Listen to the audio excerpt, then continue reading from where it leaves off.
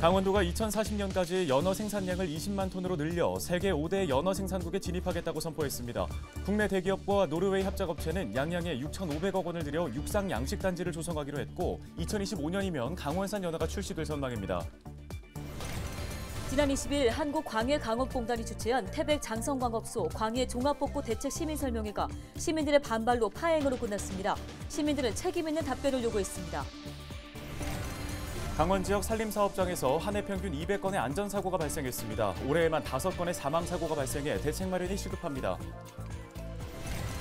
강원관광재단 최성현 대표이사가 이달 초에 취임했습니다. 최 대표이사는 코로나19 이후 강원 관광 산업 회복을 위해 새로운 관광 콘텐츠 개발에 총력을 기울일 방침이라고 밝혔습니다.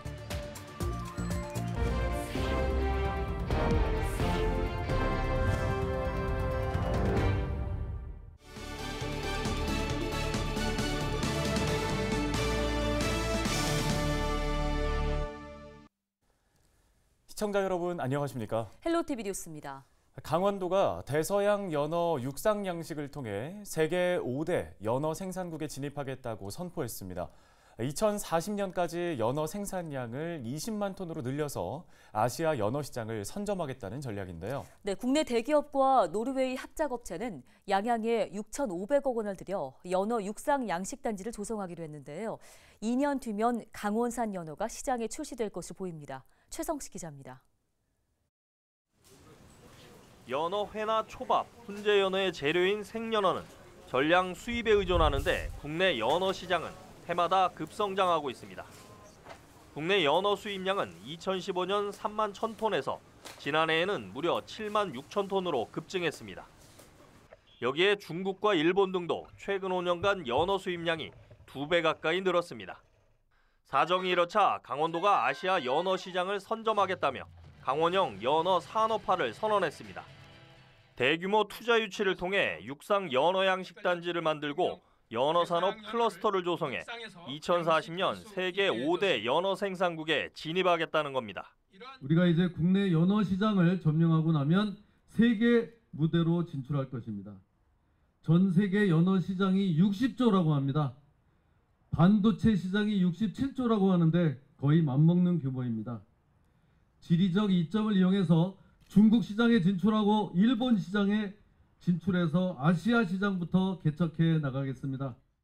국내 한 대기업은 노르웨이 업체와 합작으로 6,500억 원을 들여 양양군 현북면에 대규모 양식단지 건립에 나섰습니다. 이 일대 11만 5천 제곱미터 부지에 2025년까지 연어 육상 양식단지가 조성됩니다. 연간 대서양 연어를 2만 톤씩 생산할 수 있는데 아시아 최대 규모입니다. 양양에 건설되는 대서양 연어 육상 양식단지에는 노르웨이 업체의 해수순환 기술이 적용되는데 이는 세계에서 2번째입니다. 특히 강원도 양양과 고성 등 동해안이 연어 육상 양식의 최적지로 꼽히는 건 깊은 수심과 일정한 수온을 유지하기 때문.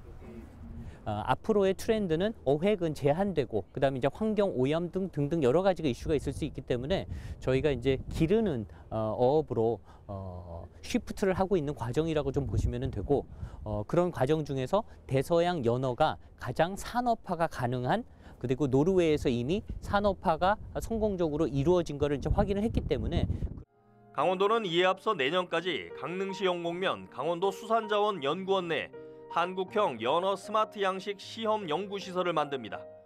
이를 통해 강원도가 대서양 연어 양식 기술을 개발하고 치어를 생산하면 양식어민들이 이를 키워 생산업체에 납품하고 도내 기업들이 다시 대량 생산하는 산업화 체계가 만들어지는 겁니다. 정부도 수산업을 미래 성장 산업으로 육성하겠다고 화답했습니다. 민간의 투자를 가로막는 규제를 과감히 걷어내고 적극적으로 R&D를 추진하고 지원하겠습니다. 강원도 스마트 양식 클러스터가 성공할 수 있도록 정책적 지원을 아끼지 않겠습니다. 국내 양식 산업에서 강원도가 차지하는 비중은 불과 0.2%. 양식 불모지로 불렸던 강원도가 급성장하는 아시아 연어 양식 산업의 중심지로 도약할지 주목됩니다. 헬로티비 뉴스 최성식입니다. 다음 소식입니다. 지난 20일 장성광업소 광해 종합복구대책 시민설명회가 파행으로 열리지 못했습니다. 이날 설명회는 한국광해광업공단에서 추진하고 있는 대한석탄공사 광해개황조사 및 종합복구대책 수립 용역에 따른 광해 복구 방안을 설명하는 자리였습니다. 이 자리에서 공단과 용역사는 일자리 창출과 사택 활용 방안 등에 대한 원론적인 입장만 고수해 시민들이 반발하면서 퇴장했는데요. 시민들은 공단의 설명은 유명무실하다며 결정권을 갖고 있는 산업통상자원부의 책임 있는 답변과 결정이 필요하다고 꼬집었습니다. 강원 지역 산림사업장에서 한 해 평균 200건의 안전사고가 발생한 것으로 나타났습니다. 강원특별자치도의회 강정호 의원은 지난 4년간 도내에서 발생한 산림사업장 안전사고는 지난 2020년부터 2022년까지 628건이 발생했다고 밝혔습니다. 사고 유형을 보면 전도가 192건, 절단과 배임, 찔림이 191건, 물체에 맞는 사고도 113건에 달하는 것으로 집계됐습니다. 이 가운데 사망사고도 20건에 달하고 이 중 5건은 올해 발생한 것으로 나타나 대책 마련이 시급하다는 지적입니다.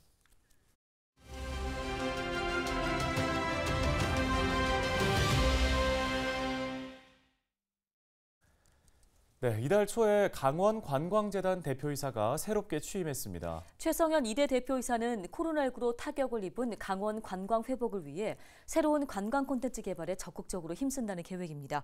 관련 소식을 정승환 기자가 전해드립니다. 안녕하십니까. 강원관광재단 2대 대표이사에 취임한 최성현입니다. 대한민국 최초 시군통합 관광마케팅 전담기구로서의 역할을 맡아온 우리 재단의 두 번째 대표이사로서 막중한 책임감을 느끼고 있습니다. 그리고 지역 간의 관광 격차를 해소하고 주민이 체감할 수 있는 지역 밀착형 관광 사업을 바탕으로 지속 가능한 경영 체계를 마련해 나가도록 할 계획입니다. 18개 시군에 각각에 적합한 관광 콘텐츠를 발굴하고 그리고 그 각 시군별 개성을 잘 살려서 통합적으로 강원 관광을 알리는 것이 무엇보다 중요한 역할이라고 생각됩니다. 또한 폐강 지역과 적경 지역처럼 인구 소멸 위기에 있는 지역의 경제 활성화를 위해 관광 콘텐츠를 개발하고 활성화시키는 것도 또 하나의 역할이라고 생각을 하고요. 그리고 다양화되고 있는 관광 수요와 트렌드에 맞춰 각 지역에 맞는 관광 사업을 추진해 나가고 있습니다. 예를 들면 반려동물 동반 관광이라든지 산악관광, 워케이션 관광, 웰니스형 관광 이런 것이 해당된다고 생각하고 있습니다. 네, 2022년도에 강원자치도 방문 관광객은 총 약 1억 5천만 명 정도로 전년 대비 좀 증가세에 있었습니다. 그런데 이제 올해의 23년도에는 팬데믹 이후에 해외로 여행이 급증하면서 전국적으로 전년 대비 좀 증가율이 낮은데요. 앞으로 이런 부분에 대해서 우리 강원 관광이 좀 풀어야 될 숙제들이 많은 것 같고요. 네, 단기적으로는 우리 방한하는 외국인 관광시장 1위인 곳이 지금 중국과 일본입니다. 그들을 위한 관광객 유치를 위해 사업을 다각도로 좀 펼쳐서 서울이나 부산 등 대도시 위주의 관광에서 아름다운 자연을 바탕으로 한 강원형 관광을 선도하도록 만들 것입니다. 국내 관광객을 대상으로도 언제나 쉽게 갈 수 있지만 온전한 휴식이 가능한 힐링 그 자체의 관광 1번지로서 자리매김할 것이며 또한 내년 하반기 포항, 동해간 철도 개통 후 영호남 지역 관광 인구를 끌어들이기 위한 마케팅을 펼쳐나갈 것입니다.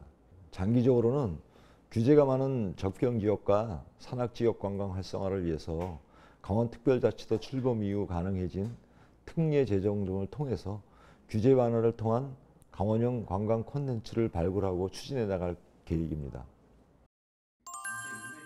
628년 만에 강원특별자치도가 출범했습니다. 특별자치도의 출범은 곧 우리 강원도 관광에도 기회가 있다고 생각을 하고요. 특히나 이번 2024 강원 동계 청소년 올림픽을 통해서 2024년 1월 19일부터 2월 2일까지 우리 해외 관광 계획을 유입할 수 있는 상품과 콘텐츠 개발을 통해서 우리 해외 관광객도 다시 한번 우리 강원도를 많이 찾을 수 있는 기회를 한번 마련하고자 합니다. 또한 이런 부분을 활성화시킴으로써 대한민국의 관광 1번지라는 우리 강원도의 제도약 관광지가 될 수 있도록 우리 강원관광재단에서도 또 저 또한 열심히 최선을 다하겠습니다. 감사합니다. 다음 소식입니다. 제17회 2023 강원 자활 페스타가 홍천 소노벨 비발디 파크에서 이틀간 열렸습니다. 이번 행사는 자활 사업의 가치를 일깨우고 자활 사업을 활성화하기 위해 마련됐습니다.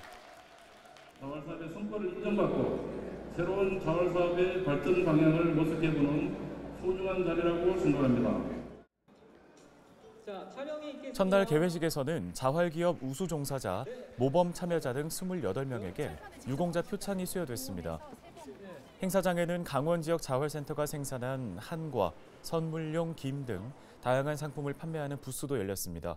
또 자활 상품을 쉽게 주문할 수 있는 택배형 키오스크도 운영됐습니다.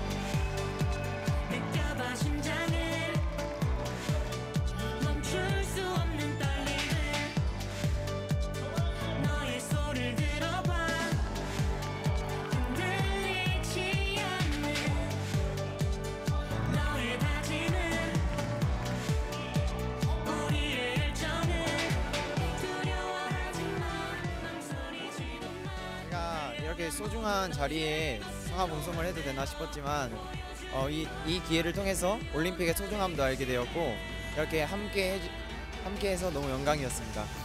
강원 청소년 올림픽 대회에 출전하는 모든 선수들 다치지 않고 좋은 성과 있었으면 좋겠습니다. 2024년 강원 동계 청소년 올림픽 대회 화이팅!